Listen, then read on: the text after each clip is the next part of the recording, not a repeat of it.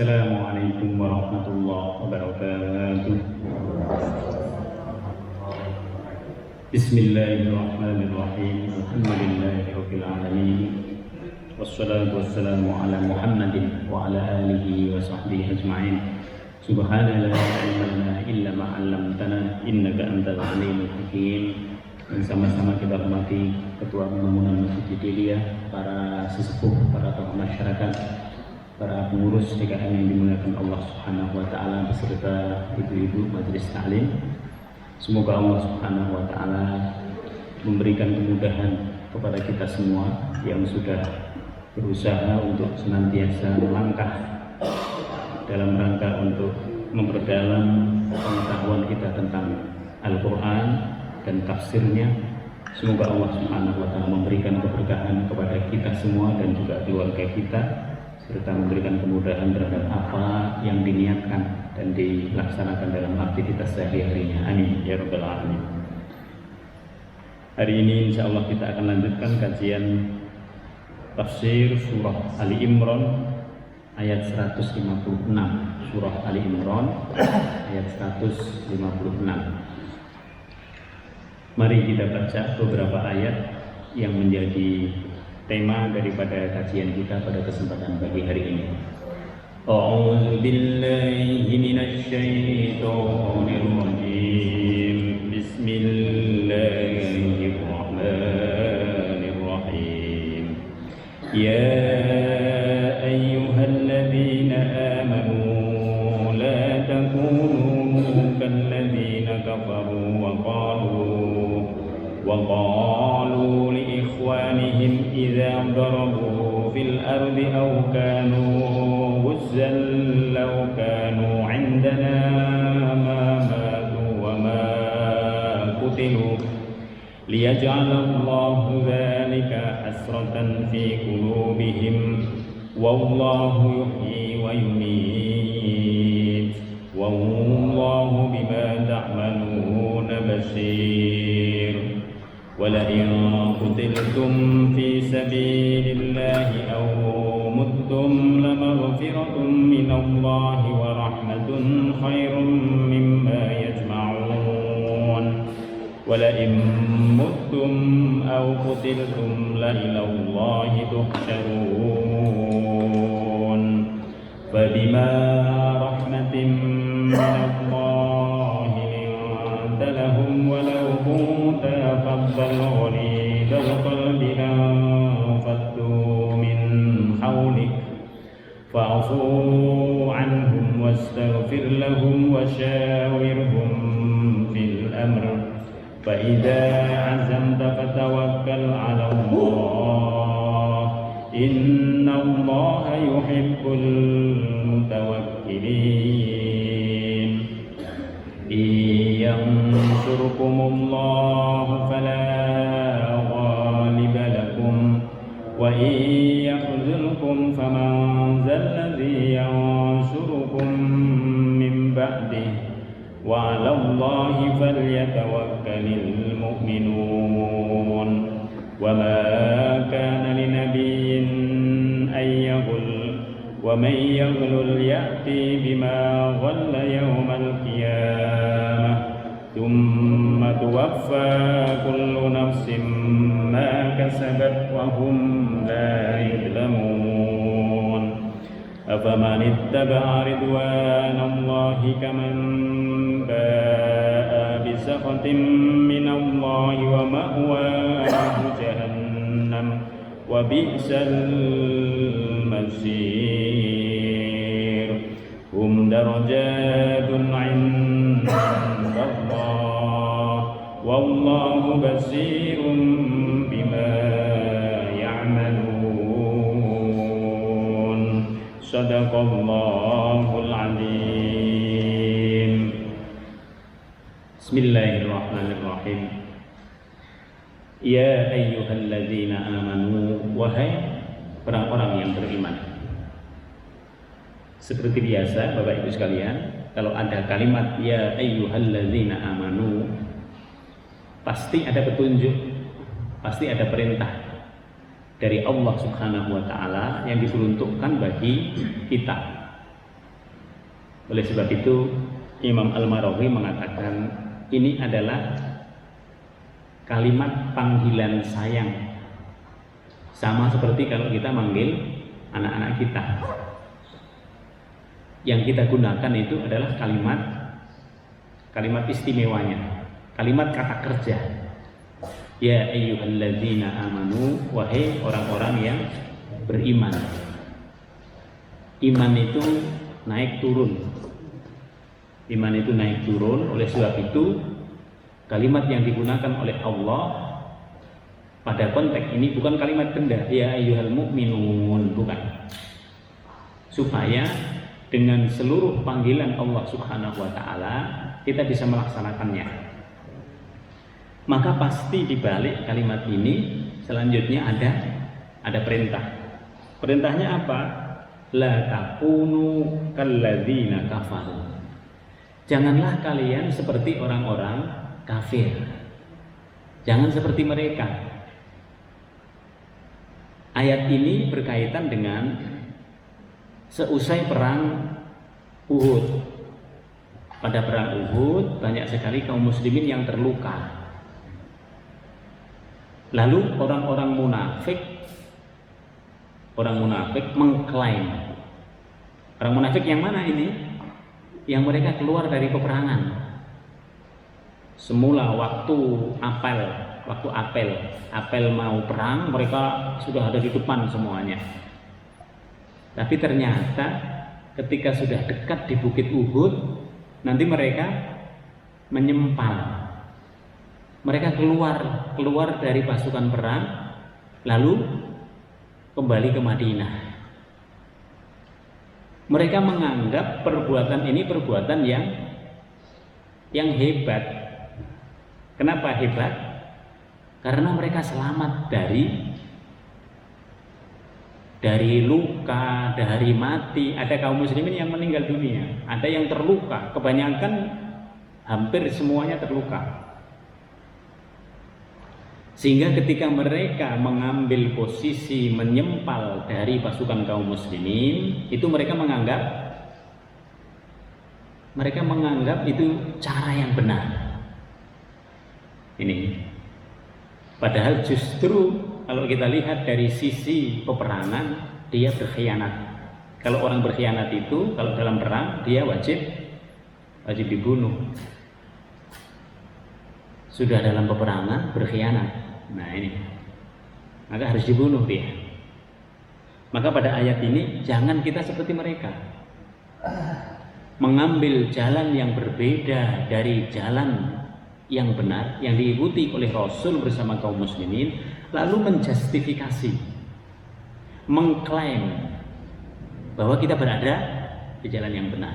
Ini yang tidak boleh. Waqalu, dan mereka berkata li ikhwanihim, kepada kawan-kawannya yang munafik tadi, yang kafir tadi. Mereka orang munafik. Kenapa disebut oleh Allah Subhanahu wa taala kafir dalam hal ini? Karena orang munafik itu tipis banget bedanya antara kafir dan iman. Kalau ada keuntungan di orang-orang yang beriman, mereka gabung. Tapi kalau melihat ternyata dalam perjalanannya itu musuhnya ternyata yang dihadapi dalam perang Uhud itu 3 kali lipat, mereka mundur di situ. Sehingga orang-orang yang munafik ini mudah banget berubah. Ngomongnya besar, perbuatannya kecil. Nah di situ. Ini orang munafik. Ngomong hebat, kalau dalam pertemuan hebat. Tapi perbuatannya tidak ada. Ini ciri dari orang munafik. Pinter ngomong doang, perbuatannya nol, perbuatannya tidak ada. Bahasa kita NATO. NATO itu no action, talk only katanya. Jadi ngomong doang. Mereka ini setelah mereka kembali ke Madinah, mereka menganggap bahwa itu adalah tindakan yang benar, lalu berkata kepada kawan-kawannya, waqalu li ikhwanihim. Berkata mereka kepada kawan-kawannya, idza darabu fil ard, Apabila mereka mengadakan perjalanan di muka bumi ini dalam rangka apa? Dalam rangka tijarah, dalam rangka perdagangan dan lain sebagainya. Au kanu huzzan, atau mereka keluar dari rumah mereka untuk perang. Lau kanu indana ma matu wa ma qutilu. Kata mereka, kalau siapapun yang ikut dengan kita dalam sebuah misi perdagangan, dia nggak akan pernah rugi. Siapapun yang bersama kita, kalau dalam peperangan, dia nggak akan mati. Benar nggak yang seperti ini? Inilah yang disebut oleh Imam Al-Marawi was-was. Menerapkan standar ganda karena dia was-was. Jadi kalau nanti dilihat sama mereka, ternyata musuhnya tadi 3 kali lipat jumlahnya, mereka mundur. Nggak jadi perang bersama Rasulullah SAW. Tapi kalau melihat bahwa kekuatan kaum muslimin ini dihitung sama mereka di atas kekuatan orang-orang kafir yang menjadi musuh mereka dalam peperangan, maka mereka akan maju. Inilah penyakit yang disebut oleh Imam Al-Marawi was-was. Kalau dalam kehidupan kita sekarang, kita tidak perang. Kalau dalam kehidupan kita sekarang, kita sudah mau melakukan perbuatan baik, tapi tidak jadi. Tidak jadinya itu bermacam-macam. Lalu kita mencari alasan. Alasan itulah yang berasal dari setan. Karena perbuatan baik itu kalau kita laksanakan, selesai itu. Kita justru mendapatkan pahala di situ. Tapi karena ada pertimbangan-pertimbangan tertentu yang membuat kita itu menjadi ragu, maka tidak jadi dilaksanakan. Lalu kita mencari pembenaran. Ini sering. Jadi kalau kita sekarang di situ masalahnya. Kita sudah bawa uang, sudah ini, lalu sudah niat nanti saya letakkan. Tapi karena satu dan lain hal tidak jadi. Lalu kemudian kita mengatakan masih beruntung ini uang ini ada di saku saya. Beruntung apa enggak? Melihat secara duniawi beruntung, uangnya masih di dia. Tapi melihat dari sisi agama, dia rugi dia. Karena kalau uang itu betul-betul diletakkan di jalan Allah Subhanahu wa Ta'ala, dia akan terima kembaliannya di dunia. Dia akan mendapatkan yang abadi nanti di akhirat. Tetapi karena tidak jadi, dia hanya dapat dunia saja. Inilah konteks yang sekarang sering terjadi pada kita. Kita mengurungkan sesuatu, lalu kita menganggap, untung nggak jadi tadi. Gitu. Padahal kalau itu jadi, justru kita dapat dua, dunia dapat, akhirat kita juga dapat. Setan itu mempengaruhi kita yang pertama dari sisi hati kita, membuat kita was-was. Semakin kita sering was-was, setan ini semakin berani dia nanti menunjukkan kekuatannya. Lebih dari was-was pun nanti dia mempengaruhi kita. Nanti dalam setiap omongan-omongan kita, dia berpengaruh. Kita nggak sadar kalau itu dari setan. Bahkan nanti kalau dalam orang itu sudah betul-betul bisa diperdayakan oleh setan, maka setan ini muncul dalam kehidupan kita, dia mempengaruhi. Bahkan dia bisa memberi petunjuk kepada orang-orang kafir yang benci sama kita untuk menunjukkan ini loh orangnya begini. Setan itu mengarahkan ke situ. Di sini bahayanya kalau kita ngikutin was-was, ngikutin keraguan-keraguan yang ditimbulkan oleh setan. Jangan seperti itu, jangan seperti orang-orang munafik, jangan seperti orang-orang kafir. Yang ketika mereka menyempal dari kebenaran, mereka menganggap, mengklaim bahwa mereka juga benar. Liyaj'alallahu dzalika hasratan fi qulubihim. Liyaj'alallah,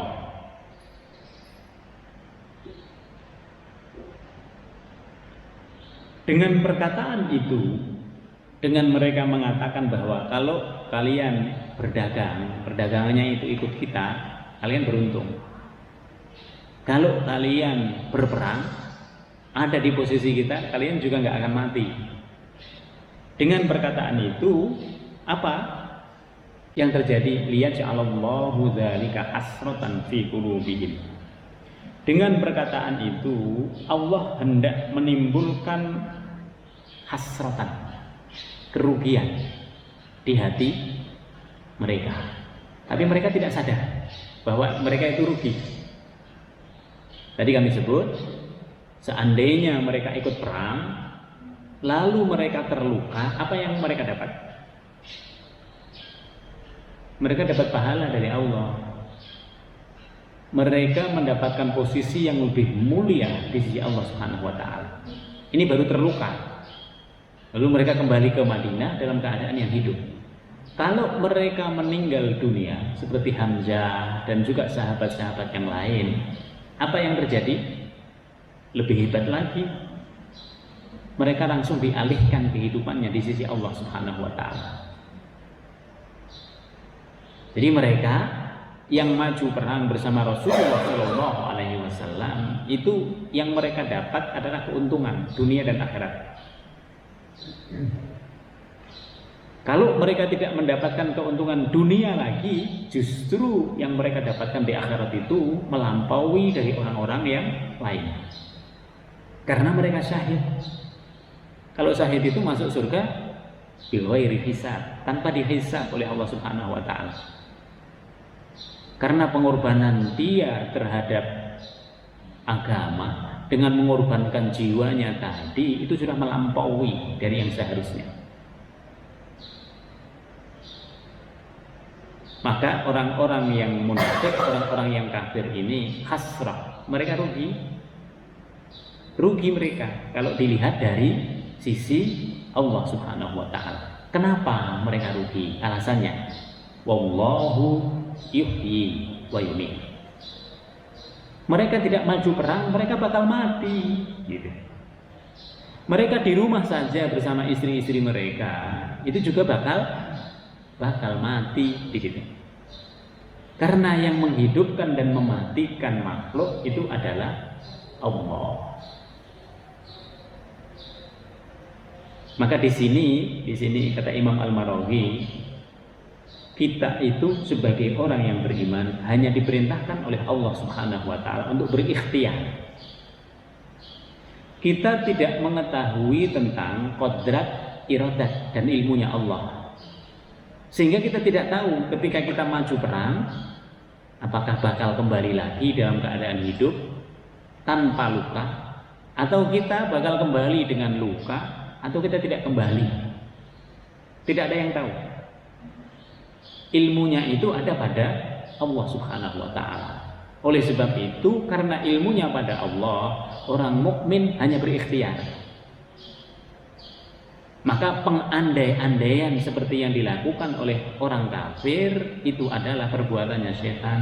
Maka nggak boleh kalau pekerjaan sudah selesai langsung kita mengatakan seandainya tadi kita begini, harusnya nanti begini ya. Nggak bisa. Kenapa? Tidak seperti itu faktanya. Dan juga tidak seperti itu takdir dari Allah Subhanahu wa taala. Karena takdir itu pertemuan antara ilmu Allah terhadap sesuatu. Kita kan sering mengandai-andaikan seandainya tadi kita ya ngajuinnya proposal itu bukan hanya 100 juta tapi 300 juta, mungkin akan disetujui sama dia. Kan kita selalu mengandai-andai. Yang begitu tidak boleh. Karena yang begitu itu setan memasuki urusan kita. Oleh sebab itu, orang mukmin yang melakukan sesuatu, setelah sesuatu itu terjadi, terimalah. Menerima terhadap takdirnya Allah Subhanahu wa taala itu bagian dari keimanan kita.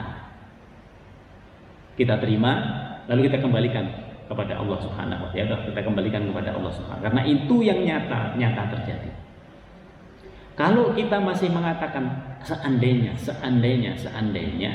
nah di situ kita nanti dibuat oleh setan tidak bisa nerima. Kita masih serakah terus. Kita masih, nah di situ hati kita yang dipermainkan oleh setan. Oleh sebab itu jangan mengandai-andai terhadap sesuatu yang sudah terjadi. Tapi berikhtiarlah sekuat tenaga supaya kita mendapatkannya sesuai dengan yang kita inginkan. Kalau belum, lalu usaha aja lagi. Karena sesungguhnya takdir itu ada pada Allah. Takdir itu pertemuan antara ilmu Allah dengan sesuatu. Maka kita tinggal membuat sesuatu itu menjadi layak.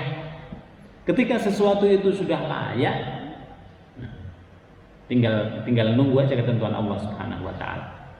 Apapun yang diberi oleh Allah kepada kita itu senantiasa ada hikmahnya. Orang mukmin di situ harusnya. Maka di sini dikatakan wallahu yuhyi wa yumiit. Hidup dan mati itu urusannya pada Allah. Wallahu bima ta'maluna basir. Dan Allah Subhanahu wa taala dengan apa yang kalian lakukan itu Maha melihat. Allah itu melihat. Allah menggunakan kata basir, melihat di sini. Yang dilihat oleh Allah itu bukan yang kelihatan, bukan yang tampak saja, bukan yang tampak dari yang kita usahakan, tetapi motivasi dalam hati kita, niat kita, bagaimana dinamika yang ada dalam hati kita. Allah tahu, oh begini. Sehingga Allah itu mengatakan, ini kalau saya kasih segini, ini belum pas. Hatinya belum siap, gitu. Ini kalau saya kasih segini, di situ. Ini yang disebut dengan basir. Allah melihat dengan yang dilihat itu apa yang ada dalam hati kita juga. Maka kalimat yang digunakan di sini adalah kalimat penglihatan batin, bukan penglihatan mata.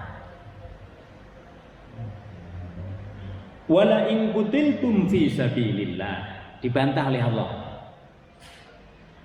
Sekiranya engkau gugur di jalan Allah, au muttum, atau kalian meninggal karena peperangan itu, apa yang kita dapat?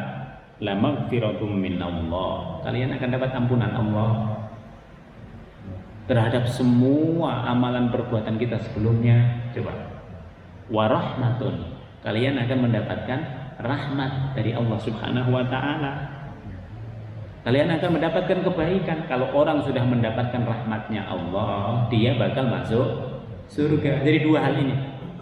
Yang pertama ampunan, yang kedua dapat rahmat. Oleh sebab itu yang kita minta yang pertama itu ampunan. Ya Allah, ampuni orang yang meninggal ini.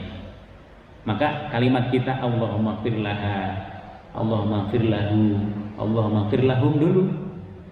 Karena kalau sudah dapat ampunan, berikutnya itu dia akan mendapatkan rahmat.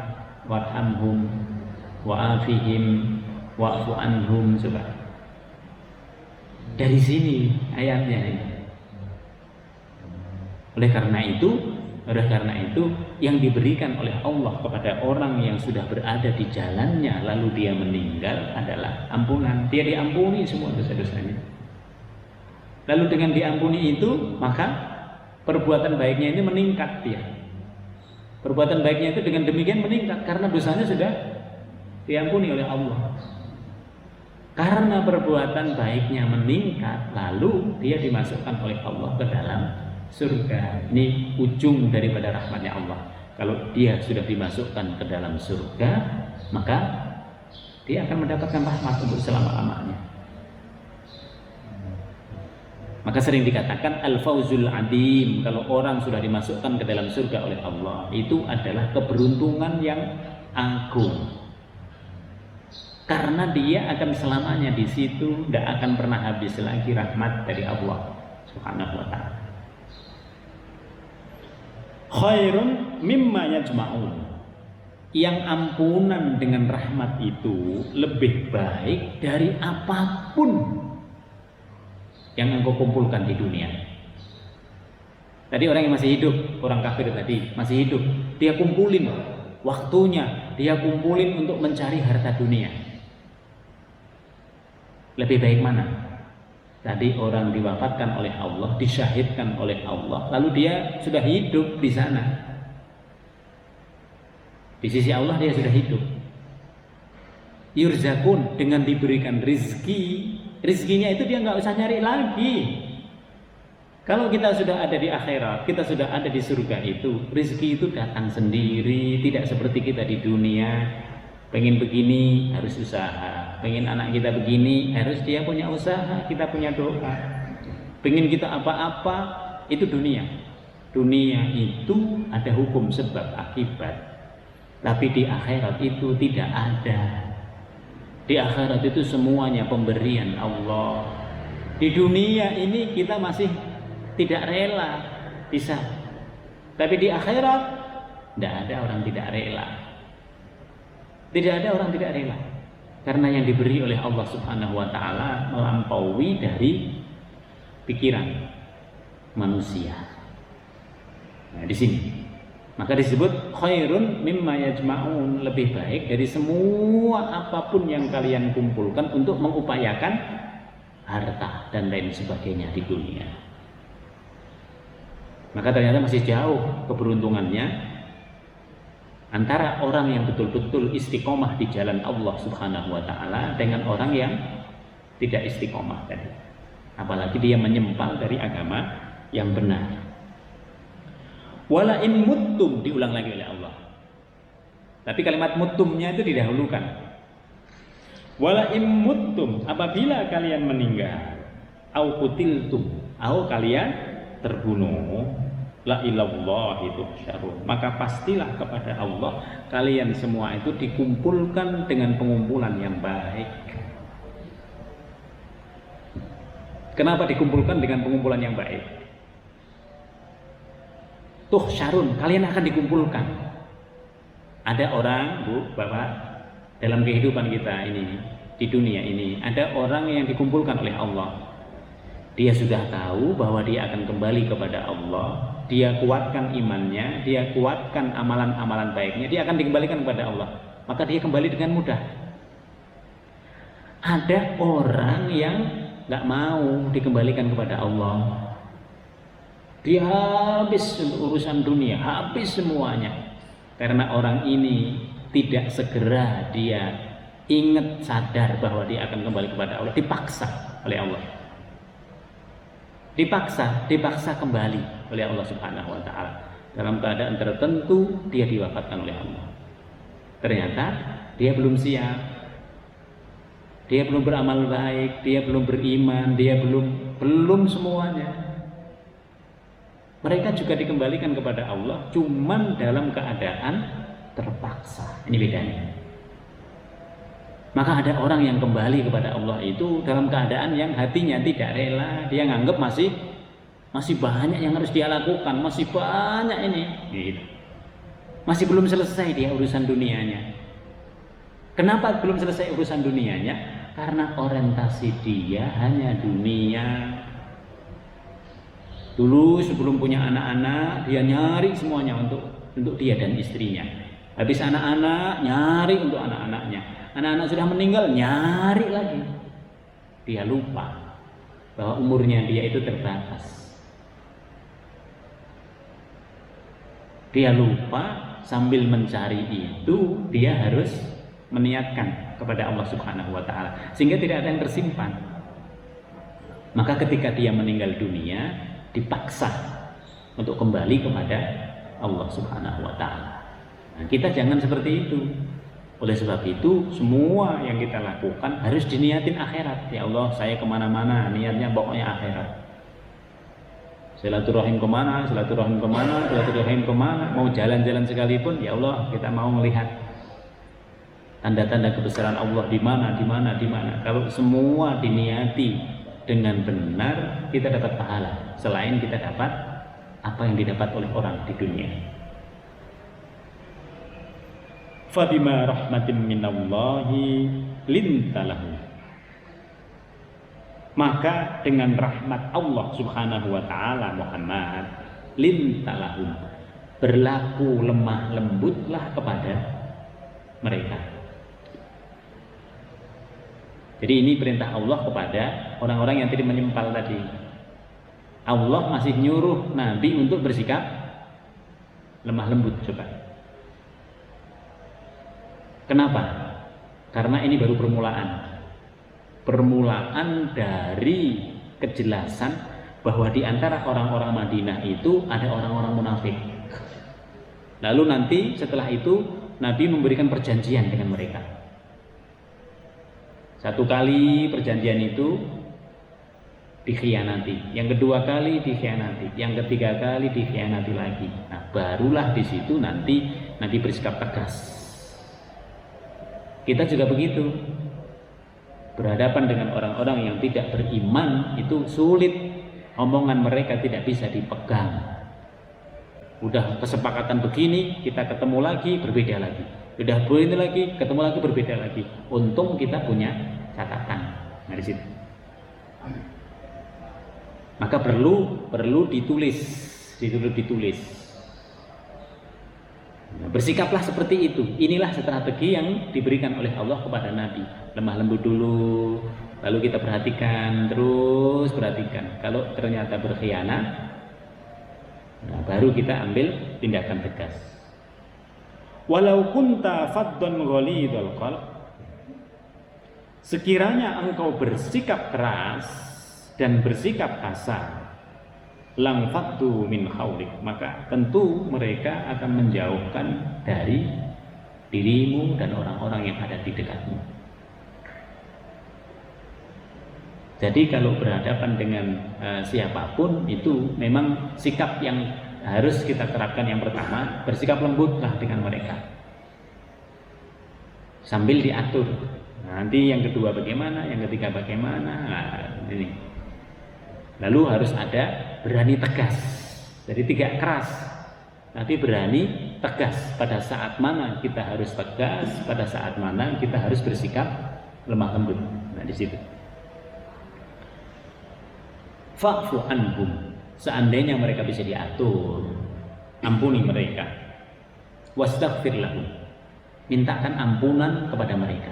Nah, ini kalau kita menjadi kepala dalam sebuah divisi, kita menjadi pimpinan dalam sebuah apapun, termasuk kita di rumah tangga, mintakan ampunan kepada orang-orang yang ada di bawah-bawah kita.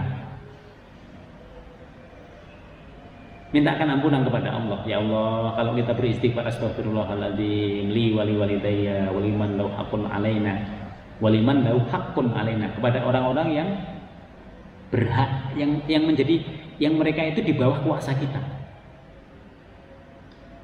Mintakan ampunan kepada mereka.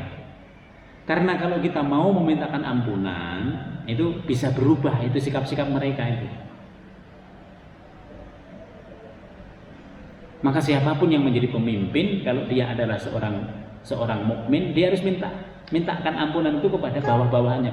Ya Allah, ini orang-orang di sini, mintakan ampunan. Jamaah kita, kawan-kawan kita, ini dimintakan ampunan.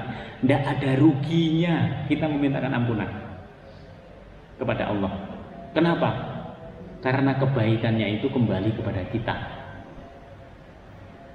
Mintakan ampunan, pokoknya mintakan ampuni. Ya Allah, semoga diampuni nih orang-orang sekitar kita, tetangga-tetangga kita, ampuni semua orang-orang di klaster kita, kaum muslimin yang bersama kita, semoga diampuni. Kenapa kita nggak rugi?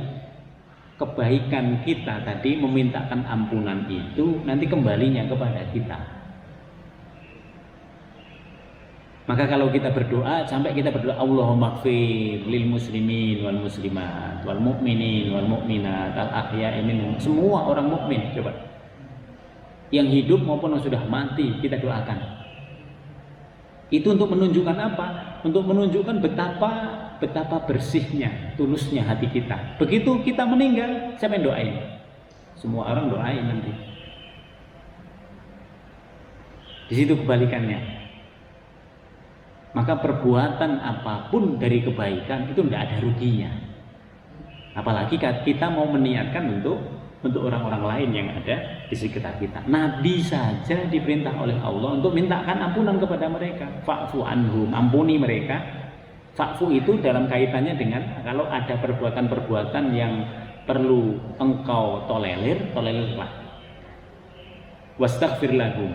Kalau ada dosa yang kaitannya dengan Allah, mintakan ampunan. Maka boleh sifatnya kita minta bantuan sesuatu kepada orang yang lebih dari kita. Misalnya ada orang yang lebih alim dari kita, orang yang lebih diterima doa-doanya. Pak, mohon doain saya gini, boleh. Maka sering kalau kita mohon doain saya ya, kapan berangkat umrohnya? Nanti doain saya ya di sana ya, panggil saya ya. Itu boleh yang begitu. Siapa tahu memang dengan doanya itu Allah mengabulkan. Maka di sini wastaghfir lahum. Lalu berikutnya wasyawirhum fil amr. Lalu bermusyawarahlah dengan mereka. Kalau ada apa-apa musyawarah. Musyawarah itu berarti mengumpulkan banyak pendapat. Lalu kemudian diputuskan di antara banyak pendapat itu yang objektif, yang sesuai dengan kondisinya sekarang seperti apa. Wasyawirhum fil amr. Fa idza azamta, ini yang paling penting. Apabila dalam musyawarah itu sudah ditetapkan, jangan ngomong-ngomong lagi di luar tempat rapat tadi. Musyawarah sudah ditetapkan, kita harus begini. Nah, kita ngomong, kemarin sih saya usul begini sama kawannya begitu. Ini sifat dari setan lagi. Kalau sudah musyawarah itulah yang kita pegang. Kemarin kita udah musyawarah, hasilnya begini. Fa idza azamta fatawakkal 'ala Allah. Lalu kemudian kita serahkan kepada Allah. Maka hasil dari musyawarah itu adalah hasil yang diberkahi oleh Allah. Walaupun nanti salah arahnya. Salah arahnya itu kenapa? Memang belum saatnya ke situ. Tapi Allah Subhanahu wa taala sudah memberikan panduan. Kalau sudah disepakati dalam musyawarah, lakukan. Jangan menyempal. Kalau pengen ide kita itu betul-betul bisa dilaksanakan, menangkan musyawarahnya itu, diterima apa enggak oleh orang di situ. Kalau tidak, bersikaplah legowo. Ya udah, belum saatnya ini. Mungkin kita punya ide yang lebih baik, tapi tidak pada konteks sekarang. Nah, di situ. Mungkin orang lain itu idenya biasa-biasa saja, tapi konteksnya lebih tepat untuk konteks sekarang. Maka kalau sudah musyawarah ditetapkan, pegangi hasil dari musyawarah. Lalu fatawakkal 'ala Allah, bertakwalah kepada Allah. Seandainya itu ada kebaikan, lakukan. Seandainya ternyata ada sisi-sisi buruknya, terima saja. Karena itu hasil dari kesepakatan kita. Menerima sesuatu yang buruk tadi tidak berarti kerugian di sini. Karena kita berada dalam jalur yang benar. Maka orang yang sudah beriman, seandainya dia diberikan musibah itu bukan sebuah kerugian buat dia. Kalau sudah beriman, apapun yang terjadi pada dia, tidak ada rugi-ruginya. Kalau ada keburukan, ada hikmah di balik di situ. Kalau ada kesulitan, ada hikmah di balik situ. Berbeda kalau dia tidak beriman. Oleh sebab itu, di sini penting kita untuk memahami konteks besarnya apa. Kalau kita sudah beriman, kalau kita sudah bermusyawarah, pegangi. Lalu bertawakallah kepada Allah. Fatawakkal 'ala Allah. Innallaha yuhibbul mutawakkilin. Sesungguhnya Allah Subhanahu wa taala mencintai orang-orang yang bertawakal. Tawakal itu apa tadi? Udah berusaha memegangi kesepakatan rapat, lalu setelah itu kita laksanakan. Nanti tetap ada kanan kiri kita yang ngomong gini. Itulah was-wasnya setan, itulah seperti orang munafik. Maka kalau orang mengetahui prinsip-prinsip di dalam beragama, dia mengetahui bagaimana Allah mengajari kepada Nabi dalam Al-Quran, dia akan ngikut aja. Dia akan ngikut. Nah, karena di dalam melaksanakan apa yang telah dimusyawarahkan itu menjadi kesepakatan bersama, mengikat semua orang, baik yang hadir maupun yang tidak hadir. Iyansarkumullah fala ghaliba lakum. Ini. Kalau musyawarah sudah ditetapkan, lalu kita diberikan kemenangan oleh Allah, tidak ada yang bisa menghalangi kemenangan itu. Kalau kemenangan itu memang sudah ditetapkan oleh Allah, tidak ada yang bisa menghalangi. Kita bakal menang, walaupun jalannya bermacam-macam. Wa iyakhzulkum, tetapi jika Allah membiarkan kamu dalam keadaan yang tidak memberikan kemenangan, faman dzalladzi yansurukum min ba'di. Sebenarnya kemenangan itu tinggal tertunda saja. Seandainya kita tidak menang sekarang, itu hanya tertunda saja, karena tidak ada yang bisa memberi kemenangan selain Allah. Maka kenapa kalau Nabi berperang itu tidak selalu menang, tidak selalu menang walaupun dia seorang Nabi. Kenapa? Karena supaya kaum muslimin paham tentang hukum sebab akibat. Sebabnya sudah betul, secara rasional kita menang, belum tentu menang. Sebabnya masih kurang-kurang, tapi kita memang ditetapkan oleh Allah sebagai pemenangnya, bisa menang itu. Maka kaum muslimin itu wajibnya berusaha. Ketentuan menang dan tidaknya, ketentuan hasil itu bukan di kita. Ketentuan hasil itu ada pada Allah Subhanahu wa taala. Nah, oleh sebab itu ketika hasilnya sudah ditentukan, kita harus terima. Kita harus terima. Oh, saya nggak terima, saya begini gitu misalnya. Kecuali memang di situ ada kecurangan dan lain sebagainya. Kita hanya bisa menyampaikan, tetapi kita harus bisa menerima. Wa 'alallahi falyatawakkalul mu'minun. Dan kepada Allah sajalah sesungguhnya orang-orang mukmin itu bertawakal, berserah diri. Maka kalau ada hal-hal di kita yang nggak terima, kecuali kita emang dizolimi, itu lain ceritanya. Tapi kalau semuanya sudah sesuai dengan aturannya, ya sudah. Selalu ada hikmah di balik ketentuan dari Allah Subhanahu wa taala. Maka Allah menyukai orang-orang yang betul-betul bertawakal. Wa ma kana linabiyyin ayyahul. Dan tidak mungkin seorang nabi itu berkhianat dalam urusan harta rampasan perang. Tidak mungkin seorang nabi itu berkhianat. Jadi sampai dalam urusan-urusan yang kecil, nabi itu tidak mungkin berkhianat, karena dia dijaga oleh Allah Subhanahu wa taala dari berbagai kepentingan dunia. Berbeda dengan kita. Maka orang itu kebanyakan dia berselisih setelah dia berhasil. Oh, sudah berhasil ini lalu berselisih. Sebelum dia berhasil solid, tapi setelah berhasil justru di situ berselisih. Nah, ini seringnya. Padahal kalau kita ikutin perjuangannya Nabi, ikutin terus, jangan berselisih, terus ikutin aja. Kalau bisa apa yang menjadi kesepakatan kita bersama itu adalah menjadi perjuangan kita bersama untuk selama-lamanya. Jangan keluar. Karena ketika kita keluar itu siapa yang rugi? Yang rugi kita sendiri. Kita tidak ada dalam perkumpulan itu. Nah, jangan keluar. Pokoknya sebisa mungkin kita ada di situ, kita ada di situ.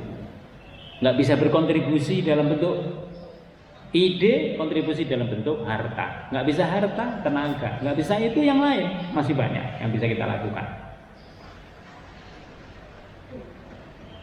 Wa may yaghlul ya'ti bima ghalla yaumal qiyamah. Barang siapa yang berkhianat ini dengan kesepakatan bersama tadi, maka nanti oleh Allah Subhanahu wa taala akan ditunjukkan pengkhianatan dia itu pada hari kiamat, ditutup-tutupi sama dia. Saya sebenarnya nggak begini, kan selalu begitu omongannya. Saya sebenarnya maksud saya nggak begini, saya maksudnya begini, muter aja kayak bola bulat itu. Ini ciri dari orang-orang yang seperti orang munafik ya. Ketika ditanya betul-betul, maksud saya bukan begitu Pak, maksud saya bukan begini Bu, maksud saya bukan begini, maksud saya banyak banget. Terus maksudnya sing endi? Gitu. Nah ini nggak bisa ya. Maka kalau orang-orang seperti ini masih mempertahankan sifat-sifat was-wasnya, sifat-sifat yang dipengaruhi oleh setan, nanti Allah akan menunjukkan pada hari kiamat. Tuh kelihatan oleh semua orang yang ada di situ. Oh ternyata begitu toh. Yang bulat dulu di dunia itu ternyata seperti itu, ditunjukkan nanti oleh Allah di akhirat. Summa tuwaffa kullu nafsim ma kasabat wa hum la yudlamun. Kemudian setiap orang tuwaffa akan diwafatkan oleh Allah Subhanahu wa taala dengan ma kasabat, sesuai dengan apa yang telah dilakukannya. Wa hum la yudlamun, dan tidak ada orang yang sudah meninggal dunia itu yang nanti tidak mendapatkan keadilan sesuai dengan amal perbuatannya. Tidak ada yang dianiaya, tidak ada oleh Allah Subhanahu wa taala. Kenapa tidak ada? Karena salah satu kepentingan Allah untuk menghidupkan kembali orang yang sudah meninggal dunia dalam kehidupan di akhirat adalah untuk menegakkan keadilan yang dulu tidak ada di dunia atau tidak terwujud ketika dia hidup. Kita dizolimi oleh orang lain, kita udah nggak terima di dunianya tapi tetap dizolimi. Nanti akan muncul, nanti kita bawa di akhirat, nanti akan kelihatan kezoliman yang dilakukan oleh orang. Maka keadilan yang sesungguhnya itu adalah keadilan setelah kita dibangkitkan oleh Allah. Kalau mencari keadilan di dunia ini itu sifatnya subjektif. Keadilan di dunia ini tidak bisa seadil-adilnya, karena yang ngadili manusia berdasarkan hukum-hukum yang kelihatan.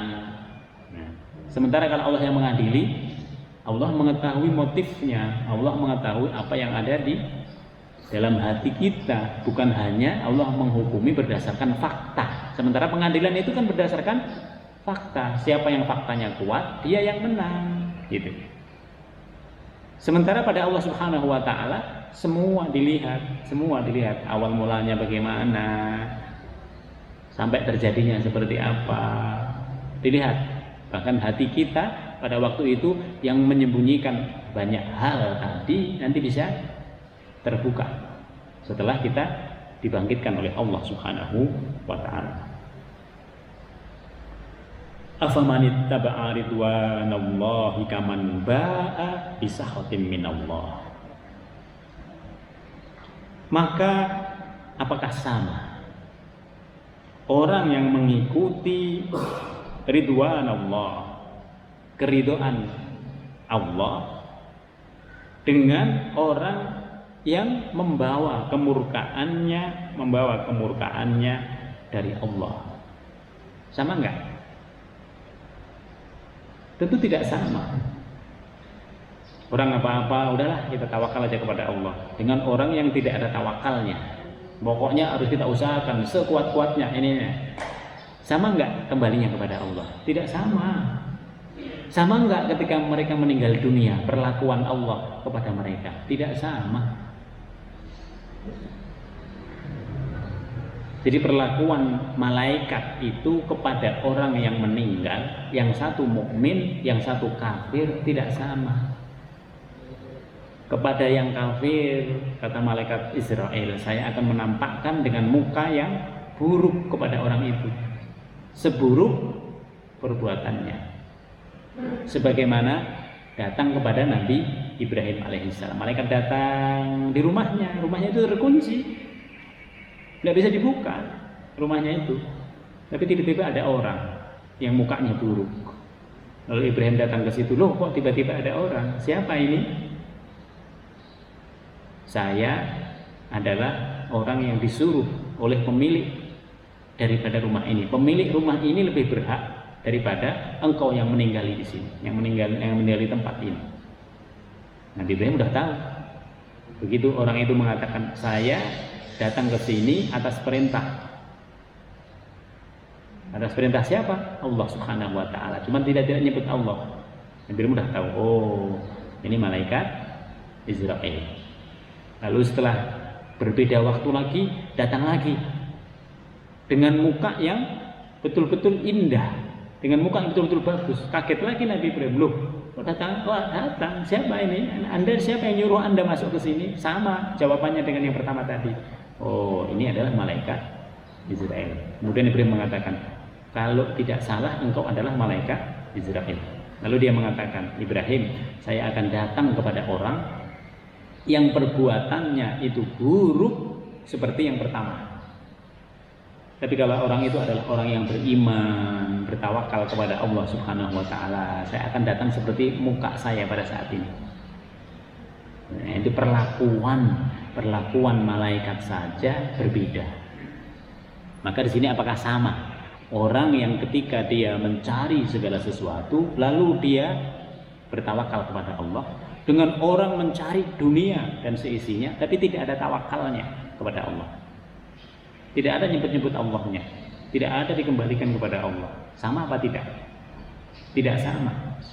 Mungkin terlihat dohirnya sama, tetapi tidak akan sama nilainya di sisi Allah Subhanahu wa taala. Orang-orang yang kedua tadi yang tidak pernah bertawakal kepada Allah, wa ma'wahu jahannam wa bi'sal masir. Tempatnya nanti adalah di neraka jahanam. Dan neraka jahanam itu adalah seburuk-buruknya tempat. Lalu yang beriman dan bertawakal kepada Allah, di mana tempatnya? Kebalikannya lah. Karena tidak sama tadi. Sementara di akhirat itu hanya ada dua, surga atau neraka. Ada memang yang ketiga, tengah-tengah di antara itu, yaitu mereka yang ada di dalam Al-A'raf. Al-A'raf itu batas antara surga dan neraka. Satu tempat yang tinggi yang ada di surga dan neraka. Kalau mereka melihat penduduk surga, mereka ngiler, aduh pengen banget, nah gitu. Kalau melihat neraka, mereka merem, itu nggak siap dia untuk bisa hidup di neraka. Lalu nanti Ahlul A'raf ini dimasukkan oleh Allah ke dalam surga dengan rahmatnya Allah Subhanahu wa ta'ala. Hum darajatun indallah. Mereka yang berbuat baik tadi, yang melakukan segala sesuatu dengan melandasi tawakal kepada Allah, mereka akan mendapat derajat darajatun indallah. Maka kita ini masing-masing punya derajat yang dalam bahasa ibadah kita sebut dengan makom.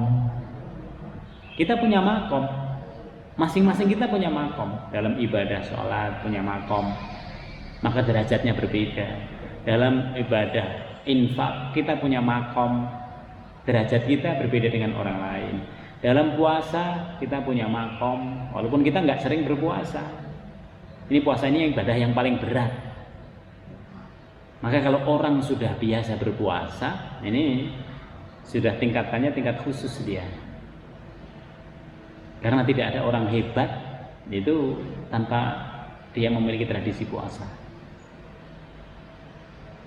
Nah, kita punya makom, walaupun makom kita hanya makom puasa Ramadan misalnya gitu. Puasanya hanya Ramadan aja, di luar Ramadan nggak ada puasa yang lain-lain lagi. Nah, ini kita punya makom, masing-masing kita punya makom dan berbeda-beda. Suami dan istri itu tidak sama makomnya. Kita dengan anak-anak kita nggak sama makomnya. Kita dengan orang lain nggak sama makomnya. Maka di sini disebutkan hum darajat. Mereka masing-masing punya derajat sendiri-sendiri nanti di sisi Allah. Bahasa orang sekarang, kalau kita masuk surga, itu surganya nanti bertingkat-tingkat.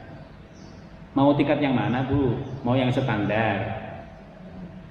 Oh, nggak mau. Oh, kalau begitu harus banyak sholat sunnahnya. Kalau mau standar itu berarti sholat fardu saja yang dilakukan. Yang fardu-fardu, sholat yang 5 waktu, yang rawatib enggak, yang malam enggak, ya, sholat duha enggak, gitu. Pokoknya semuanya enggak. Kalau yang dilakukan itu yang fardu-fardu, puasa hanya Ramadan, kemudian hanya membayar zakat, infak enggak mau, sedekah enggak mau, nanti surganya standar. Sekarang ditanya di dunia, pengen surga standar atau surga yang bintang 1, bintang 2, bintang 3, bintang 4, 9, 10. Oh, bintangnya berbintang-bintang dia, nggak hanya bintang 7. Kalau ibu minta saya bintang 7, ya seperti di dunia, mau itu masih ribuan bintang lagi nanti di akhirat. Ibu mengatakan bintang 7 sudah hebat, nanti ternyata di sana, loh ternyata bintangnya sampai beribu-ribu dia, berjuta-juta. Ada orang yang di atas kita. Nah ini darajat, ini derajat. Hum darajatun indallah wallahu basirun. Kembali tadi yang pertama, wallahu basir, Allah melihat sampai yang ada dalam hati kita. Basirum bima ta'man, Allah akan melihat apa yang ada dalam hati sanubari kita. Niat kita itu termasuk yang dilihat oleh Allah Subhanahu wa ta'ala. Kesimpulan dalam ayat ini, tema ini adalah bahwa beradalah kita pada orang-orang yang beriman. Ciri yang paling mudah orang beriman itu adalah melaksanakan segala sesuatu dengan memulai niat kepada Allah, lalu bertawakal kepada Allah. Jangan tergiur oleh orang lain yang mau berbuat baik nggak jadi, mau ini nggak jadi, mau ini nggak jadi, mereka anggap untung, padahal itu termasuk orang-orang yang merugi.